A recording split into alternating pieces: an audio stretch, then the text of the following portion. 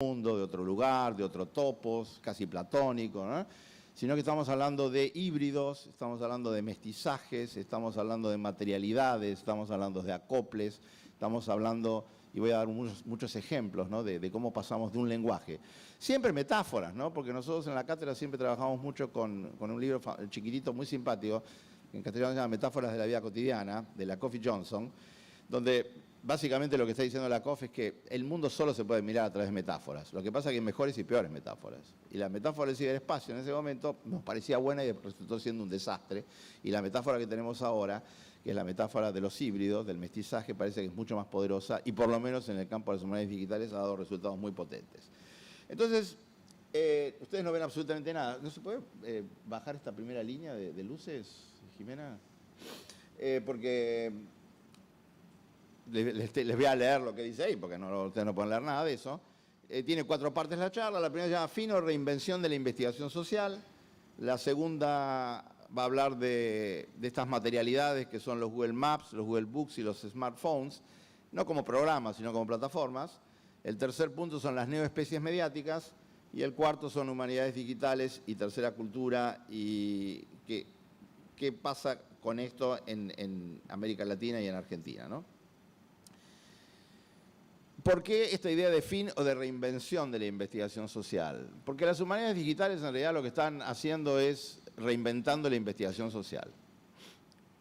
La investigación social como nosotros la conocemos, la investigación disciplinaria, la investigación textual, la investigación monográfica, está en crisis, como están en crisis las editoriales y como están en crisis los currículos cerrados y como está en crisis esta idea básicamente de la transmisión. Y lo que estamos viendo ahora es un maridaje entre la teoría y la práctica, lo que decimos infraestructura, y todo esto muy ligado a un fenómeno que tiene que ver básicamente con el Big Data, que en las humanidades digitales el Big Data está recién emergiendo, ¿no? Y es difícil hacer Big Data en América Latina. Una cosa es como Manovich, trabajar con 1 millón de páginas de manga, trabajar con 5.000 tapas de Time, trabajar con una cantidad, o como hace Moretti, trabajar con las 60.000 novelas que se escribieron en el siglo XIX, y otra cosa es como hacemos en Dato, que trabajamos con 500 videos de YouTube, o estamos trabajando con otro nivel, pero igual no estamos hablando de 2 o 3, estamos hablando de 500, ¿no? Estamos yendo en esa dirección. Esta es una cita que encontré dando vueltas para preparar esto, que fue divertido porque me metí en tantos lugares distintos. Es una cita de Joyce, del retrato del artista como un adolescente, y que tiene una frase final ahí que dice: era muy grande pensar acerca de todo y de todas partes. Y las humanidades digitales van a tratar de pensar de todo y acerca de todas las partes, ¿no? Y cuando digo cómo reinventamos la investigación social, tiene que ver con esto, que es una nota de tapa de la revista Wired del año 2008, que escribió Chris Anderson, que era el editor durante casi toda la historia de los últimos 10 años de la revista, ahora se fue de ahí, y él decía que estábamos viviendo la muerte de la ciencia, el fin de la ciencia. Y decía que estábamos viendo el fin de la ciencia porque la ciencia que estamos haciendo ahora no es una ciencia que se hiciera, según él. Esta era más provocativo y más polémico, no es que fuera así como él decía, sino que era una gran provocación. Él lo que estaba diciendo básicamente es que ya no nos hacemos preguntas, como se hacían los científicos de toda la larga historia, sino que los números nos hacen las preguntas, los números se hacen las preguntas a sí mismos. Y él hablaba ahí de cómo íbamos pasando del mundo de los terabytes a los petabytes, y esto es una cosa que vemos muchísimo en las humanidades digitales, sobre todo en el norte, donde trabajan con cantidades impresionantes de datos generados por sensores o generados por dispositivos. Y bueno, la idea básica de este hombre era que las preguntas, las máquinas, los sensores haciéndose preguntas iban a hacer ciencia ahora en masa. Es algo polémico, discutible, etc. Las humanidades digitales que se están conformando en este momento, que tienen en Estados Unidos entre 10 y 15 años, que ya han creado cátedras universitarias, que ya hay asociaciones, que hay congresos de humanidades digitales mucho más viejos, porque tienen casi 20, 25 años los congresos de humanidades digitales, pero como las conocemos ahora con Journal y con tienen 10 años más o menos. Forman un paradigma en el sentido de lo que decía Kuhn, o sea, hay una ciencia normal, son estas humanidades digitales que estamos haciendo nosotros un paradigma, no son un paradigma, no son ciencia normal como decía Kuhn. Tuve la suerte hace un par de semanas, estando en México, de ir al Fondo de Cultura Económico. Fondo de Cultura Económica es interesante, ¿no? Porque tanto hablamos de inmaterialidad y estamos hablando de bits. El edificio que tiene el Fondo de Cultura Económico es una de las editoriales más grandes del mundo. Es un edificio majestático al lado del Colegio de México, gigantesco. Este nuevo edificio creado en el año 92, pero prácticamente nuevo, lindísimo. Y ahí me encontré con Ricardo Nudelman, un argentino que creó Gandhi y que ahora es el subdirector del fondo. Y ahí estábamos hablando de Kuhn, ¿no? Entonces, porque se habían cumplido en el 2012 los 50 años de la publicación del libro de Kuhn. Muy divertida la historia del libro que casi no se publica. Entonces, las humanidades digitales no son ciencia normal en el sentido que decía Kuhn, porque lo de Kuhn se aplicó básicamente a la física, ni siquiera a la biología. Pero es interesante saber que hay un antes y después. Cuando hablamos de Big Data estamos hablando de esto, ¿no? Estamos hablando de productores de conocimiento y de información, estamos hablando de un 30%, 35% de la población mundial. Estamos hablando de una cantidad monstruosa de máquinas que están conectadas y que están produciendo constantemente información, datos, etc. Estamos hablando del famoso número de qué cantidad de horas se suben a YouTube por minuto. Algunos dicen son 72, otros dicen que son 100.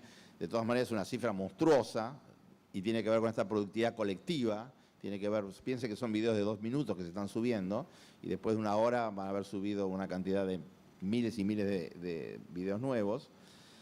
Estamos hablando de esto que es muy importante, del media streaming, del file sharing. La mitad del tráfico de la web ya es media streaming, file sharing. En este sentido se está creando en estos días en Estados Unidos una nueva asociación donde incluye a todos los que transmiten streaming, menos los dos más importantes que son YouTube y Netflix, que están haciendo rancho aparte, y esto está generando una información analítica de consumo y producción realmente fantástica. Esto lo resumió este señor, Eric Schmidt, que es la cabeza de Google, la cabeza adulta. Lo contrataron Brin y Page hace más de 10 años atrás para que él dirigiera Google, y él decía en una de las charlas que dio sobre Big Data, en el año 2013, es una información que nos había dado Berkeley, se producían 5 exabytes. ¿Cuántos son 5 exabytes? Son muchísimos, muchísima información. Estamos hablando de millones de CD-ROM, 5 exabytes. Pero él decía, eran 5 exabytes en el 2003 por año. Y ahora son 5 exabytes cada 2 días. Entonces la cantidad de información que eso implica, de producción, de huella, ¿no? De huella digital que está dejando esto, es absolutamente monstruoso. Y está representado en este tipo de gráficos donde ustedes van viendo que las palabras que aparecen ahí son grande, almacenamiento, información, data, investigación, big, aparece todo el tiempo. Esta idea de la dataficación, un horrible neologismo, un horrible anglicismo, el hecho de que todo se está convirtiendo en datos. Todo quiere decir los objetos, que tienen una capa de datos encima, las relaciones, que tienen capas de datos encima, ¿no? Y las personas, que inclusive ahora ya andamos, no todos ahora, pero cuando salga ahora en enero el iWatch, el Apple Watch, todo el mundo va a andar con su relojito que va a hacer un montón de cosas y que tiene que ver con esta dataficación, ¿no? Y con la producción de datos, de información, etcétera, etcétera. Ustedes no ven absolutamente nada, pero este es el mapa, estos son los mapas que hace una consultora norteamericana, lo llama Hiperciclo, lo hace para todas las tecnologías y muestra cómo cuando aparece una tecnología, en este caso Big Data, aparecen grandes expectativas, después se derrumba la expectativa y después la cosa llega a un nivel más o menos normal y medio, etcétera, ¿no? Y esas son todas las cosas que tienen que ver con el Big Data, frente a expectativas y desilusión y ahora reempoderamiento del Big Data, ¿no? El Big Data, que tiene tanta importancia para las humanidades digitales, es básicamente 3 V cortas: volumen, variedad y velocidad. Volumen, variedad y velocidad.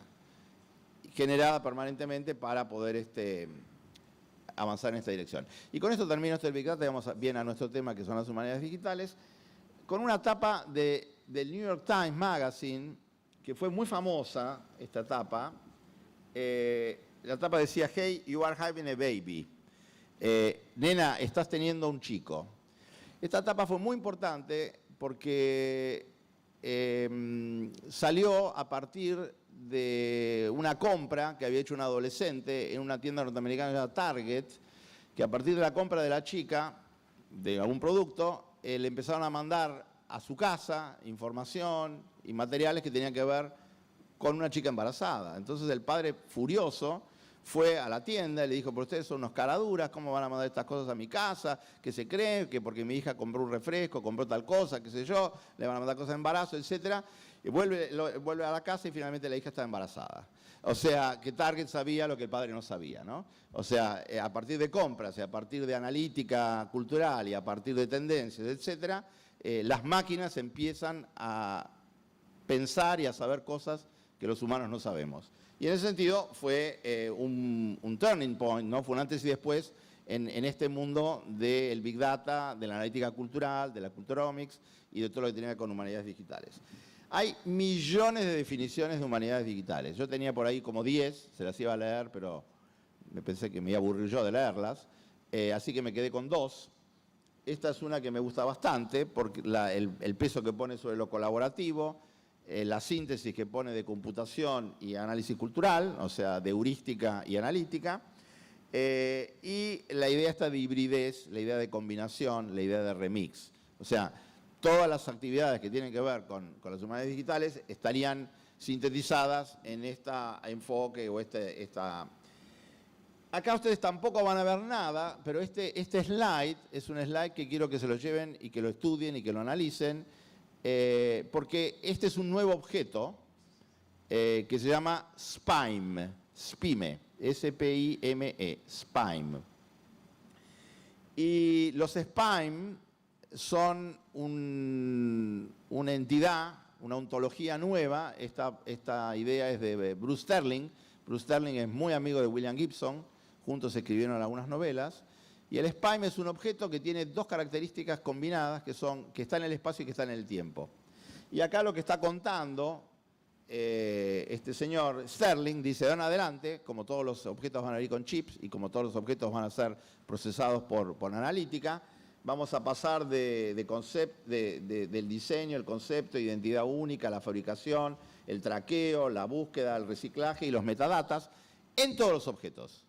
Todos los objetos van a venir con una cantidad enorme de capas, ya están viniendo, y esta cantidad enorme de capas va a hacer que nosotros comerciemos y conversemos con los objetos de una manera totalmente distinta como lo estamos haciendo ahora.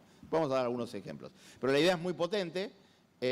Hay un libro, lo pueden conseguir en PDF, después esto lo vamos a subir, lo quería subir esta mañana pero no subió, el Prezi, pero hay un libro de Sterling del 2004, donde desarrolla toda la idea esta del SPIME, como un nuevo tipo de objeto. Y un objeto que es muy importante para... esto no está saliendo ahí, no está saliendo acá. Entonces, la idea que las humanidades digitales, esas conversaciones que estamos teniendo, etcétera, van a generar nuevos objetos, como esos SPIME que estamos viendo, y también tienen que ver con toda una reconceptualización acerca de cuáles son las especies mediáticas sobre las que nosotros vamos a trabajar. Este es un tráiler de un videojuego que se llama Play, y muchos autores que están trabajando en estas cosas